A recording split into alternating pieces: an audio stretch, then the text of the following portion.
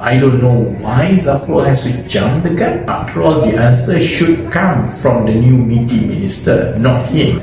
Even if the global tariff is 15%, it looks like from what we hear from Washington that we will be getting 90%, right? So I think that's quite obvious around the world. Putrajaya and Zafrul's successor gives a lot more measured response. Even Datuk Seri Anwar said that they have to study and let them go through the details before they make a response. Basically, nobody knows. The only certainty that we have so far is that we have signed the agreement, and Washington has said they intend to stick to that agreement. So I think Malaysians have the right to ask that question. It remains to be seen. But of course, whether it's 10%, whether it's 15%, now if it's 15% and we get 90%, there's only about 4% differential,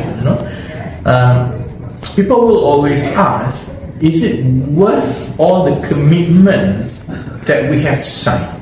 So, in fact, I remember when I was in the cabinet at the beginning of the tariff discussion, I remember vividly telling the committee that we should not rule out dragging this out and wait and see.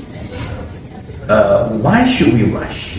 So I suppose when I was not there, I suppose that school of thought doesn't exist anymore. But you cannot fault Malaysians for asking these questions, because it's not Tengku Zafrul who's going to pay this. It's generations of Malaysia in the next 10-15 years.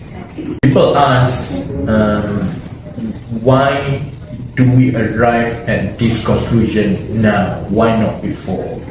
I suppose we all have to go through that process. You have hopes that when you change government with a new prime minister, especially a prime minister who has been promising reform, you have hope that it can work within the current system, because at the very least, a prime minister is accountable to the public through the election. So, in a way, if the prime minister appoints enforcement agencies head, the public still have some level of accountability.